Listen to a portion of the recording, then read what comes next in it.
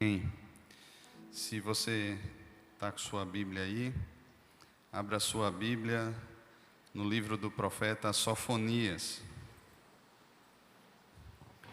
Sofonias, capítulo 1, do versículo 1 ao 6.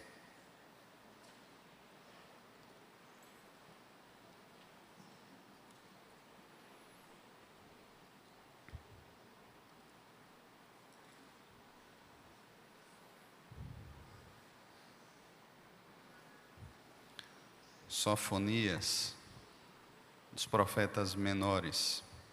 Fica logo depois do livro de Abacuque. Se você tem alguém aí com dificuldade de encontrar, você está pertinho, então ajuda aí. Sofonias é bem pequenininho, são 3 capítulos apenas. Está entre o livro de Ageu e de Abacuque. Facinho aí de encontrar. Um nome bem conhecido de todos nós e um lindo nome para se batizar o filho, ok?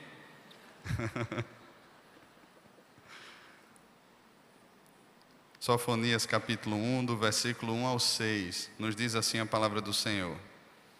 Palavra do Senhor que veio a Sofonias, filho de Cusi, filho de Gedalias, filho de Amarias, filho de Ezequias, nos dias de Josias, filho de Amon, rei de Judá. De fato, consumirei todas as coisas sobre a face da terra, diz o Senhor. Consumirei os homens e os animais, consumirei as aves do céu e os peixes do mar, e as ofensas com os perversos, e exterminarei o homem de sobre a face da terra, diz o Senhor. Estenderei a mão contra Judá e contra todos os habitantes de Jerusalém. Exterminarei deste lugar o resto de Baal, o nome dos ministrantes dos ídolos e seus sacerdotes. Os que sobre os eirados adoram o exército do céu, e os que adoram ao Senhor, e juram por Ele, e também por Milcom. Os que deixam de seguir ao Senhor, e os que não buscam o Senhor, nem perguntam por Ele. Vamos orar, irmãos? Senhor, temos aqui a Tua palavra aberta diante de nós. E sabemos, Pai, que não há em nós força, capacidade nenhuma para aplicar a Tua palavra ao nosso coração. Por isso pedimos ao Espírito Santo do Senhor, que traga a Tua palavra ao nosso coração, confrontando o nosso coração, exortando o nosso coração, revelando-se em nós caminhos maus e nos conduzindo no caminho do Senhor. Pedimos aqui assim, Pai, que o Senhor nos abençoe, que o Senhor seja conosco e seja a nossa suficiência aqui, no nome de Jesus. Amém. Meus irmãos, quando nós olhamos para o mundo, para as pessoas que não conhecem a Deus, é comum nós percebermos a soberba, a arrogância, é comum nós percebermos que todos os descaminhos ou todos os caminhos dessas pessoas que não conhecem ao Senhor, eles creem que de alguma forma são produto dos seus sonhos, das suas vontades, daquilo que está no seu coração. De alguma maneira, o mundo crê que pode gerir a sua vida a partir de si, a partir da sua potencialidade. As pessoas que não conhecem a Deus, elas creem nisso de todo o coração, elas confiam em si mesmas. E elas se preparam a vida toda, e elas se treinam a vida toda para serem os bons, os melhores. São acostumados desde cedo que para vencer na vida, que para crescer na vida, que para obter algum grau de sucesso na vida, eles têm que fazer por onde merecer. E nesse caminho, ou nessa linha de pensamento, eles tomam para si tudo aquilo que aparentemente está à sua disposição. Se de repente é uma traição que está à disposição, a gente trai. Se de repente é uma mentira, é uma sonegação, se de repente é algum pacto que eu preciso fazer com algum Deus estranho, ou com alguém que não conhece a ética, a moral, pensando aqui nas pessoas que não conhecem a Deus, a gente faz. Porque o que importa é que no final de tudo eu obtenha conforto, eu obtenha segurança, eu obtenha prazer, eu obtenha algum nível de satisfação. Assim caminham as pessoas que não conhecem a Deus. Quando Sofonias é levantado por Deus para profetizar aqui no reino de Judá, o reino do sul, ele é levantado por Deus, e aqui no capítulo 1 que nós lemos, logo no versículo 1, nos dias do rei Josias. Tanto em 2 Crônicas, segundo livro das Crônicas, o capítulo 34 e 35, assim como o segundo livro dos reis, o capítulo 22 e o 23, eles falam do reinado do rei Josias. O reinado de Josias começa no ano 640 a.C. e dura até o ano 609 a.C. Josias, aos 16 anos de idade, seguindo lá 2 Crônicas, o capítulo 34, aos 16 anos de idade, ele tem um encontro com o Senhor. Ele começa o seu reinado aos 8, mas aos 16 anos de idade ele tem um encontro com o Senhor. E ele começa ali, após esse encontro com o Senhor, uma reforma dentro do templo, e está acontecendo ali dentro do templo um tipo de reforma, e acontece que os sacerdotes encontram o livro da lei do Senhor, provavelmente o Pentateuco, e aquele livro então chega às mãos de Josias, e Josias então ele tem um impacto, ele tem aos 20 anos de idade uma decisão muito séria a tomar. E ele empreende em Judá, e principalmente na cidade de Jerusalém, uma grande reforma. Porque de fato a coisa tinha chegado a um patamar de tristeza e de asco diante de Deus terrível. Haviam prostitutas dentro do templo que se prostituíam em adoração a outros deuses. Existiam ao redor de Jerusalém altos e altares de adoração a outros deuses. Existiam na frente das casas de muitos moradores de Judá várias estátuas e ídolos colocados ali para adoração. E Josias começa então uma verdadeira faxina no reino, e todos esses altares, os cultos pagãos que aconteciam dentro do templo, tudo isso de alguma forma passa por uma faxina muito grande. Entretanto, o profeta Jeremias, que percebe toda essa faxina sendo feita, ele chega a uma conclusão de que aquela era uma faxina exterior, mas o coração do povo ele continuava caminhando na idolatria.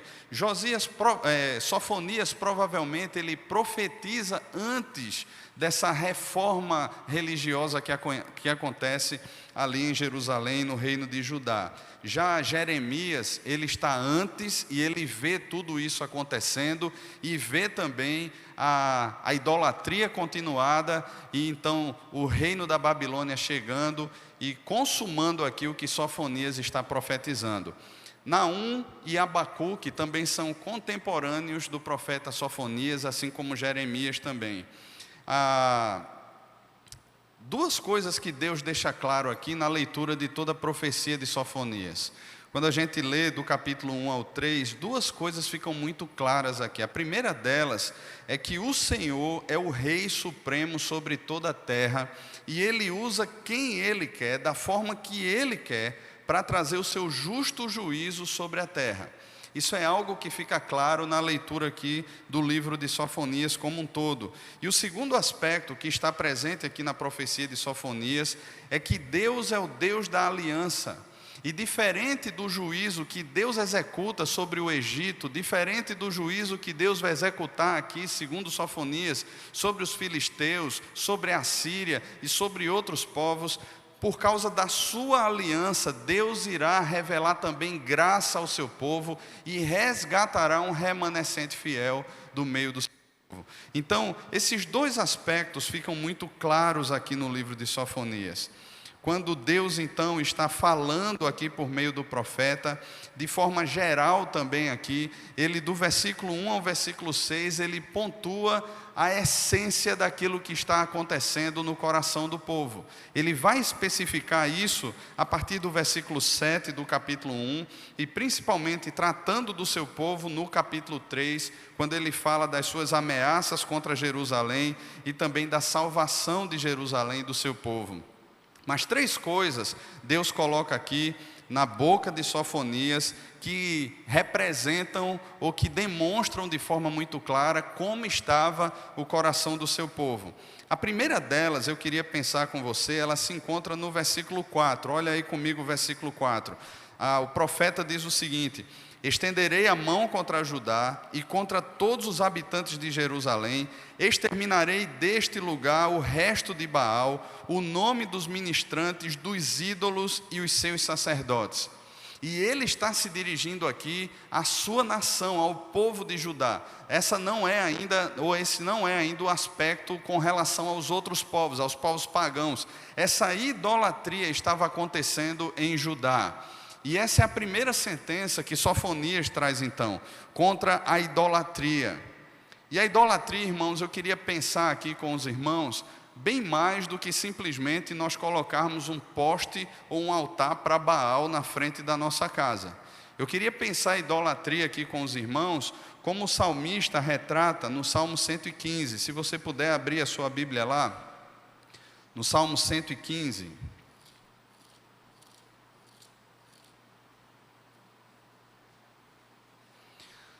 No Salmo 115, o salmista fala sobre honras a Deus. Ele diz: não a nós, Senhor, não a nós, mas ao teu nome dá glória. E é interessante, irmãos, o salmista iniciar esse salmo com essa afirmação, porque ele vai tratar sobre idolatria nesse salmo, e a idolatria, na verdade, ela é produto da arrogância e do orgulho no coração. Ela é produto de um coração ensimesmado. A idolatria é o eu, de alguma maneira, estabelecendo um Deus para que supra os seus anseios, para que supra aquilo que se quer. Então, as pessoas não adoravam o ídolo pelo valor do ídolo em si, mas por aquilo que o ídolo podia fazer por eles. Então a idolatria tem isso, eles olhavam para o ídolo e diziam assim: olha, de repente você pode satisfazer o meu coração me dando uma boa colheita, então eu vou ofertar a você para que aquilo que eu quero seja realizado. Era mais ou menos essa troca que acontecia com os ídolos. E aqui o salmista, ele inicia dizendo: não a nós. Por que ele começa exatamente se humilhando diante de Deus quando ele inicia esse salmo? Porque ele reconhece, irmãos, que toda idolatria é produto do orgulho, é produto do ego, é produto de um coração que se levanta e tenta se estabelecer. E mais na frente, no versículo 8, após falar sobre prata e ouro, ídolos que não falam, que têm olhos e não veem, têm ouvidos e não ouvem, têm nariz e não cheiram, suas mãos não apalpam, seus pés não andam, o versículo 8 diz: tornem-se semelhantes a eles os que os fazem e quantos neles confiam. E a verdade, irmãos, é que o que o salmista está tratando aqui é que nós nos tornamos aquilo que nós adoramos. Tornem-se semelhantes aos ídolos, os que os fazem e também aqueles que neles confiam. Põem a sua confiança, a sua esperança, a sua fé no ídolo e acabam se tornando parecidos com ele. E não basta a gente ir muito longe. Se a gente falou aqui de uma forma como o mundo enxerga a vida hoje, como o mundo interpreta a vida hoje, e as disposições daqueles que não conhecem a Deus para de alguma maneira se garantirem nesse mundo, olhando aqui agora para Judá, que somos nós, olhando aqui agora para o povo da aliança que somos nós, irmãos, a pergunta que fica é: com quem nós temos nos parecido? Porque a proposta do discipulado, a proposta da caminhada com Deus é nos tornarmos mais parecidos com Jesus. Quando nós vemos, por exemplo, lá em Atos, no capítulo 4, ali após aquele tempo com os líderes judaicos, e eles dizem assim: olha, esses homens não são aqueles iletrados, não são aqueles homens indoutos, e eles reconheceram que eles haviam andado com o Senhor Jesus. Quando os discípulos eles são espalhados após a perseguição da morte de Estevão, e eles chegam em Antioquia, e eles se reúnem ali durante todo um ano, compartilhando a palavra do Senhor, alguma coisa se tornou tão diferente na vida daqueles homens e mulheres que buscavam a Deus, que andavam com Deus, que a cidade de Antioquia olha para eles e pela primeira vez lhes chama cristãos. Porque, irmãos, nós nos tornamos parecidos com aquilo que nós adoramos. Se nós adoramos a Cristo, se nós servimos a Cristo, se nós andamos com Cristo, nós nos tornaremos mais parecidos com o Senhor. E esse é o propósito final da redenção. A glória de Deus, ela é demonstrada em nós, quanto mais nos parecemos com Cristo. Porque nós fomos criados à imagem de Deus. Nós fomos criados para refletir a Deus. Nós fomos criados para, não tendo em nós uma bondade intrínseca, não tendo em nós uma justiça intrínseca, mas glorificando a Deus na resposta àquilo que Deus emana para mim e para você. Deus, ele transmite ou comunica para mim e para você atributos dele, como a bondade, como a justiça, como a criatividade. E a partir do momento em que nos meus relacionamentos com os homens, no meu relacionamento com a criação, eu uso a bondade, a justiça, Deus é glorificado por meio disso. E eu reconheço que a bondade e a justiça não provém de mim, mas vem de Deus. É por isso, irmãos, que o apóstolo Paulo, em Romanos capítulo 8, ele fala que todas as coisas juntamente cooperam para o bem daqueles que amam a Deus, daqueles que são chamados segundo o propósito de Deus. E ele vai falar ali sobre a obra redentiva, e no finalzinho ele vai dizer, para que eles se pareçam, ou para que eles sejam conformados à imagem de Cristo. Entretanto, quando o homem cai, ou quando um ídolo está estabelecido no coração daquele que não conhece a Deus, e infelizmente muitas vezes no coração daquele que conhece a Deus, o que sobra para nós é Romanos capítulo 3, porque o apóstolo Paulo vai dizer que todos se tornaram inúteis, porque perderam a sua essência, perderam a capacidade de glorificar a Deus, refletindo Deus e reconhecendo que toda boa dádiva e todo dom supremo provém de Deus. Passaram de alguma maneira a criar, a estabelecer bezerros de ouro, a estabelecer ídolos e a adorar esses ídolos que são produto do próprio coração humano.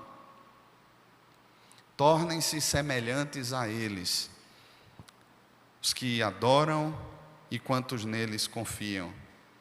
Agora, imagina Deus olhando para o povo da aliança, que alguns reis atrás, o pai, o avô de Josias, foram homens perversos, e que estabeleceram idolatria, culto a outros deuses dentro de Judá, dentro de Jerusalém, e receberam um castigo, porque não andaram de acordo com o Senhor, fizeram o que era mal perante os olhos do Senhor, e receberam a justiça de Deus. E Deus agora levanta esse menino, esse Josias, e usa os seus profetas, 4 profetas nessa mesma época, e todos eles tratam sobre a idolatria. E com certeza, irmãos, a idolatria passa a ser um dos temas mais usados ou mais expostos em toda a Escritura. De Gênesis a Apocalipse, nós vemos ali a idolatria, a tendência do coração humano em estabelecer ídolos para si. João Calvino, ele já dizia que o coração do homem é como uma fábrica de ídolos. E mais uma vez eu digo aqui para você, talvez você não tenha em casa um altar a Baal, talvez você não tenha em casa qualquer imagem de santo católico ou qualquer coisa desse tipo. Mas muitas vezes, irmãos, aquilo que escraviza o nosso tempo, aquilo que escraviza o melhor do nosso tempo, as nossas prioridades, as nossas forças, aquilo que escraviza a nossa mente e nos mantém cativos de alguma maneira, aquele tesouro que domina o coração e que a traça e a ferrugem corrói, e que faz o coração reger toda a nossa agenda, é o nosso ídolo, irmãos. E o que o profeta está dizendo aqui é que Deus estenderá a mão contra Judá e contra todos os habitantes de Jerusalém, exterminará deste lugar o resto de Baal, o nome dos ministrantes, dos ídolos e os seus sacerdotes. Deus não admite idolatria em meio ao seu povo. E se um dia, irmãos, nós fomos alcançados pela graça de Cristo, nós precisamos deitar fora os deuses estranhos. Nós cremos num Deus que Ele é suficiente para mim e para você. Nós cremos num Deus que supre todas as nossas necessidades em Cristo Jesus. Nós cremos num Deus que já tem nos abençoado com toda sorte de bênção espiritual nas regiões celestiais em Cristo Jesus. Nós cremos num Deus que é bom, nós cremos num Deus que é justo, nós cremos num Deus que age na história, nós cremos num Deus que não tem as suas mãos encolhidas para que não possa salvar. Nós cremos num Deus que é vivo, nós cremos num Deus que é pessoal, nós cremos num Deus que contempla as nossas lágrimas, o nosso sofrimento, nós cremos num Deus que nos conhece, que sonda e conhece profundamente o nosso coração. Nós cremos num Deus que satisfaz todas as nossas necessidades, irmãos. E qual a necessidade que nós temos além desse Deus? Além do próprio Deus? É engano, irmãos. É tentar de alguma maneira vestir aquilo que não cabe mais em você, ou obedecer uma visão que faz parte daqueles que não conhecem a Deus. E que um dia conhecem a verdade, que um dia têm seus olhos abertos e são libertos da escravidão. Como é que de alguma maneira nós queremos estabelecer outros deuses diante de nós, se o próprio Deus da aliança olha para mim e para você e diz assim: olha, eu sou o Senhor teu Deus, que te tirou da terra do Egito, da casa da escravidão, não terás outros deuses diante de ti. Ele está assumindo para si a responsabilidade sobre nós. Ele está fazendo um pacto, uma aliança naquela cruz e dizendo assim: vocês são meus e eu sou de vocês. Eu sou o Senhor teu Deus. Eu libertei você disso. Não queira estabelecer aquilo que não existe, aquilo que não supre, aquilo que não alimenta. Não coloque a sua esperança, a sua fé, o seu amor, as suas expectativas naquilo que perece. Porque somente Deus é eterno e somente Deus é Deus, e não há outro além do Senhor. O segundo aspecto que Sofonias trata aqui na sua profecia, olhe comigo agora o versículo 5. Ele diz: os que sobre os eirados adoram o exército dos céus, e os adoram e os que adoram ao Senhor, e juram por ele e também por Milcom ou Moloque. Veja só, não é apenas a idolatria, e de repente fosse fácil para nós identificarmos apenas os idólatras, mas ele fala também de sincretismo. Você sabe o que é sincretismo? É tentar aliar as duas coisas, e eu penso aqui que é fazer uma síntese entre aquilo que é do mundo e aquilo que é Deus. Infelizmente isso não acontece apenas com os que estão lá fora, que vivem dentro dessa perspectiva de sagrado e profano. A gente lembra muito daquelas festas de interior, né? E se você assistiu aquele filme lá, Lisbela e o Prisioneiro, aquelas coisas lá, você vê isso, né? Você vê lá a igreja, e tem a missa, e tem a parte sagrada, e depois você vai lá e tem o parque, tem a diversão, e tem lá a banda tocando, aquela coisa toda lá fora, onde as pessoas vão beber, e agora é a parte da carne. E essa é uma perspectiva que não existe na palavra de Deus. Só que muitas vezes serve para os que estão aí fora como uma justificativa. Olha, eu faço o que eu quero no carnaval, eu dou razão à minha carne, eu cultuo os demônios, eu cultuo todo esse negócio aí, e depois eu entro num ritual de purificação para poder participar da Páscoa. E depois eu me abstenho de algumas coisas para poder estar pronto para a Páscoa. Ou então, irmãos, aquela perspectiva, né, de que aqui na igreja ou dentro da igreja nós nos vestimos diferente, nós falamos diferente, e nós participamos de ministérios e nos envolvemos de forma diferente, mas lá fora não. Meu trabalho é meu lugar de matar o meu leão. Trabalho é trabalho. Escola é escola, faculdade é faculdade. O que eu faço lá fora é a minha vida, aqui dentro não. Aqui dentro eu me visto assim, mas lá fora eu posso me vestir como eu quiser. Lá fora eu uso o que eu quiser, eu falo como eu quiser, eu negocio como eu quiser. Aqui dentro não, aqui dentro é diferente. Essa perspectiva tosca, absurda, carnal, demoníaca, de que nós não estamos servindo a Deus lá fora. de que não estamos na presença de Deus lá fora, de que o que executamos lá fora não é vocação. Vocação é só quando eu faço algo para o Senhor dentro da igreja. Está errado, irmãos. E essa perspectiva do sincretismo, ela se instala exatamente aí. Porque de alguma maneira a gente adora a Deus aqui dentro, a gente bate o ponto eclesiástico aqui dentro, e lá fora a gente vai adorar o sol, lá fora a gente vai adorar o exército dos céus, lá fora a gente vai sacrificar os nossos filhos para Moloque, lá fora a gente vai exercer a nossa idolatria, porque essa mentira está estabelecida no nosso coração como uma verdade. E nós partimos a vida em dois compartimentos, sagrado e profano. E isso não vem de Deus, irmãos. Isso não vem de Deus. As pessoas estão oferecendo seus filhos para Moloque. Estão sacrificando seus filhos. Estão ensinando para os filhos todos os dias que eles têm que batalhar, que eles têm que estudar para ser alguém na vida. Porque a aliança que Deus tem com eles não é suficiente.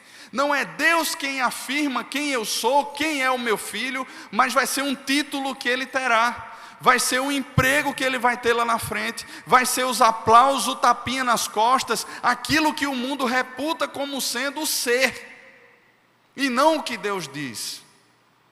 Era isso que estava acontecendo. O povo entrava no templo do Senhor, e pensando lá segundo Jeremias capítulo 7, templo do Senhor é esse, nós estamos salvos. E Deus vai dizer assim, salvos para quê?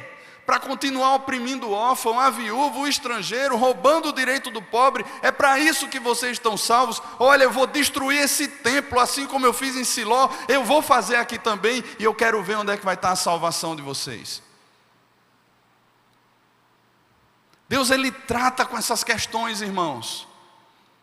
Nós não somos chamados a ser pessoas de ânimo dobre, pessoas que são inconstantes, pessoas que estão caminhando com Deus, mas ao mesmo tempo dizendo, olha, não tem nada demais, todo mundo faz, o que é que tem de mais? Vamos abraçar aqui as coisas que estão lá fora, não podemos ser tão justos. Irmãos, nós fomos comprados por um alto preço. Foi o sangue do Senhor, nós somos dele. A nossa identidade, a nossa fé, a nossa esperança, o nosso amor, a nossa vida está firmada, radicada no Senhor. Isso deveria trazer ao nosso coração segurança, conforto, satisfação, irmãos, porque nós já somos, nós não estamos lutando para ser, mas é Deus quem está falando por meio do profeta ao seu povo, resgatando o seu povo. E tentamos de alguma maneira desenvolver essa caminhada dupla, adorando a Deus e ao mesmo tempo adorando a outros deuses, dizendo confiar em Deus e ao mesmo tempo confiando em Moloque, dizendo crer em Deus e ao mesmo tempo crendo naquilo que o mundo crê, empurrando o nosso coração, a nossa família, consagrando tudo isso na mão de outros deuses ou nas mãos de outros deuses. Sincretismo. E há uma terceira coisa que Sofonias trata aqui, e olhe comigo aqui o versículo 6. Ele diz, os que deixam de seguir ao Senhor, os que não buscam o Senhor e nem perguntam por Ele. Sabe uma das coisas mais difíceis de se viver num relacionamento? Não é o ódio declarado. Você sabia disso?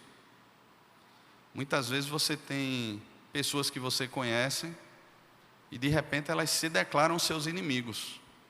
Você fica triste, mas a pessoa estabeleceu uma barreira e se afastou de você. Você tenta fazer a paz, vai atrás, conversa, ora, mas não quer, é seu inimigo. Se portou, se colocou assim. Mas pior do que isso, irmãos, é algo chamado indiferença. Quem já viveu a indiferença sabe como é difícil. De repente você tem um relacionamento com alguém e aquela pessoa é indiferente a você. Casais que muitas vezes sentam à mesa para fazer suas refeições e são indiferentes. Tanto faz como tanto fez. Não tem mais relacionamento nenhum. Filhos que chegam em casa e que não dialogam mais com seus pais, mas se trancam com seus celulares, com seus smartphones, com seus tablets e vão viver a vida virtual, indiferentes aos pais. E pais que agem da mesma forma, que muitas vezes até fazem ou têm momentos esporádicos para tentar de alguma maneira compensar o tempo perdido, mas não conseguem compensar. O que muito conseguem é meio que um teatro de relacionamentos e de fotos postadas em Instagram e Facebook, mas que não tem vida, que não tem relacionamentos verdadeiros. E o que Deus está dizendo aqui por boca de Sofonias é que eles deixaram de seguir ao Senhor, deixaram de andar após Deus, deixaram de andar com Deus.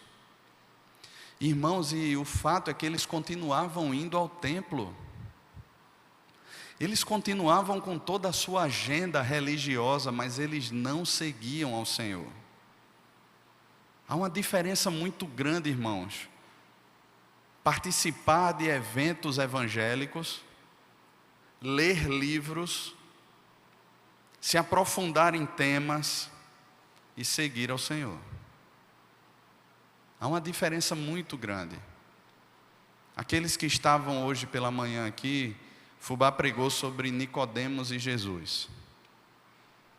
E a gente percebeu ali a diferença muito clara sobre um poço profundo de conhecimento que não gerava vida, que não se humilha, que não se submete, que não segue, que não reconhece, que busca muitas vezes na calada da noite para não ser identificado pelos outros, porque o coração está tomado pela indiferença, tanto faz como tanto fez, vou só tomar algumas satisfações ali com ele, sou curioso apenas,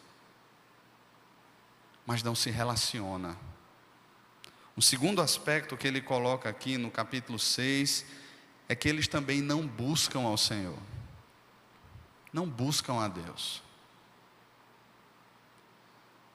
E sabe, irmãos, eu lembro aqui daqueles discípulos no caminho de Emaús. Aqueles homens estão voltando tristes para a sua vida, para a sua casa, para o seu trabalho. E quando Jesus se aproxima deles, estabelece aquele diálogo. A gente conhece bem a história. Jesus expõe as escrituras para eles, vai para casa com eles, e de repente Jesus some dali. E eles reconheceram que era Jesus, e eles usam uma expressão ali que marca muito o meu coração. Não nos ardia o coração quando pelo caminho ele expõe as escrituras. E isso nos falta, irmãos. Nós deixamos de buscar a Deus. Passamos a priorizar uma série de outras coisas. E um monte de desculpa esfarrapada. Não, porque eu não gosto do banco, eu não gosto do ar-condicionado, eu não gosto do louvor, eu não gosto do ministério, eu não gosto do pastor, eu não gosto da igreja. Olha, não, porque eu já fui frustrado nos meus planos, não sei. Tudo desculpa esfarrapada, irmãos. E eu as uso muito. E já usei muitas outras. Ou então a gente diz assim, não, mas é porque é o trânsito.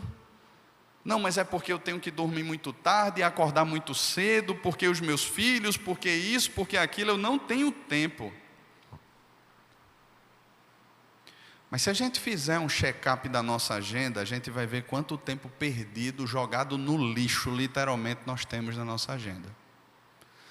Quanta coisa que a gente reputa como sendo importante, que na verdade não é. E de alguma maneira, Deus é tão bom, porque em meio à desesperança, voltando para casa, no caminho de Emaús, parece que Jesus se aproxima da gente. E de uma maneira toda especial, Ele aquece o coração da gente. Lembrando, irmãos, que o que de fato importa não são as nossas execuções, não são as nossas desculpas, não são as nossas prioridades invertidas, não é essa bagunça toda da nossa agenda, mas o que de fato importa é Ele.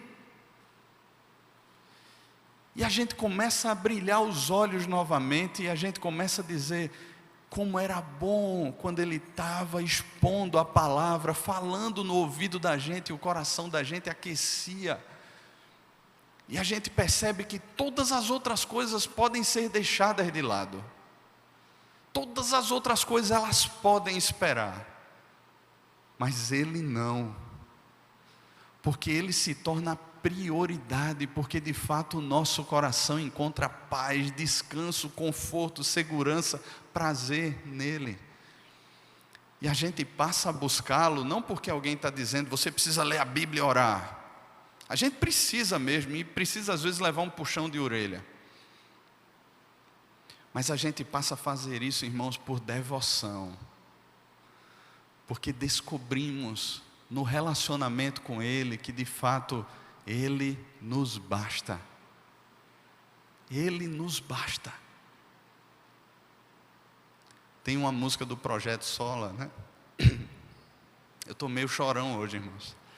A gente estava ontem lá em casa, né, reunido lá com alguns casais de noivos, que eu vi tudo adolescente, né, e tudo noivo já para casar.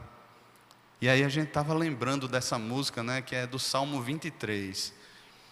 E ele diz assim: se o Senhor é o meu pastor, aquilo que eu não tenho, eu não preciso. Se o Senhor é o meu pastor, aquilo que eu não tenho, eu não preciso desejar. Eu não preciso. E sabe por quê? Porque Ele é suficiente para mim. Ele sabe me conduzir a pastos verdejantes.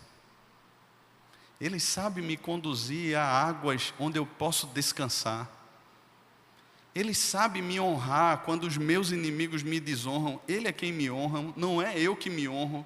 Não é eu que estabeleço a minha justiça, mas é Ele quem derrama o óleo sobre a minha cabeça, me ungindo e me honrando na frente dos inimigos.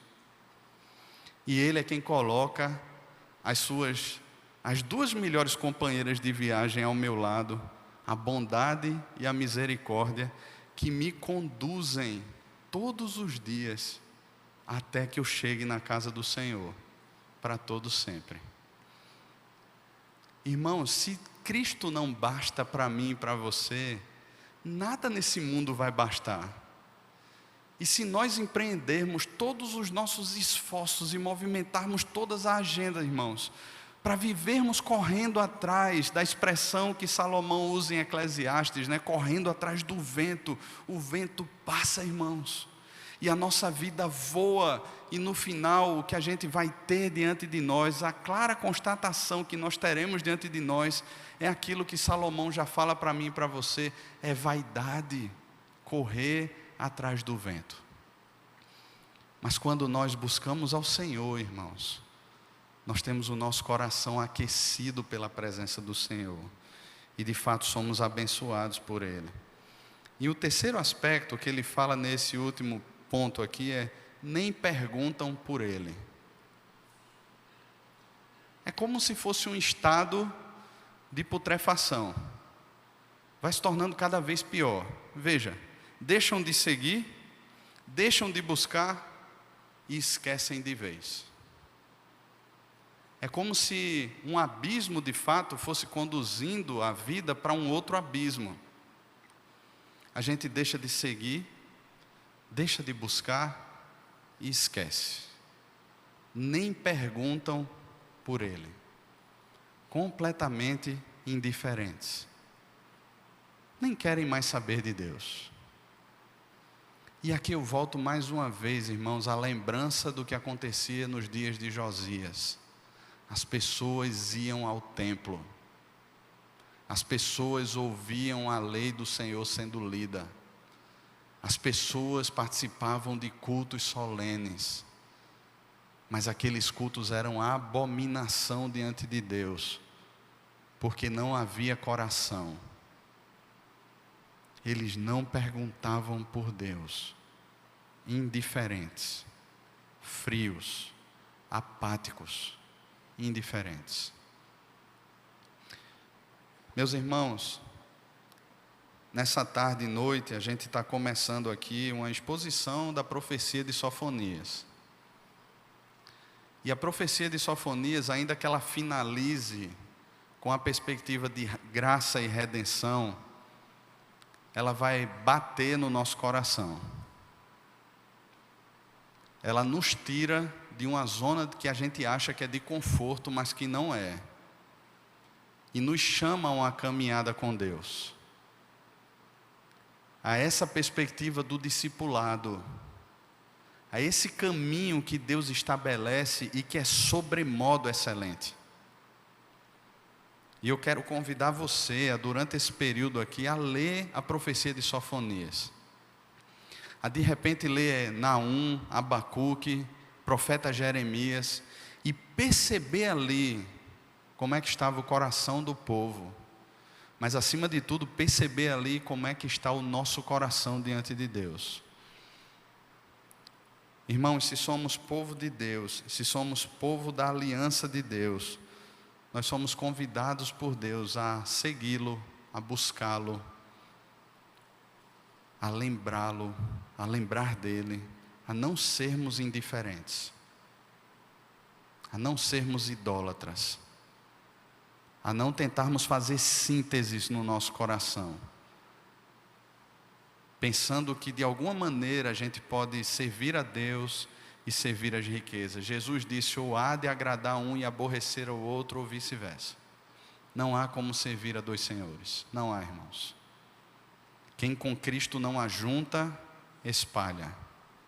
Quem não é por Cristo, é contra Cristo. Não existe essa caminhada em cima do muro, dizendo assim, não, mas eu posso servir a dois senhores. Você não pode. Há um chamado também para que a gente ore por pessoas que não conheçam a Cristo e são da nossa convivência.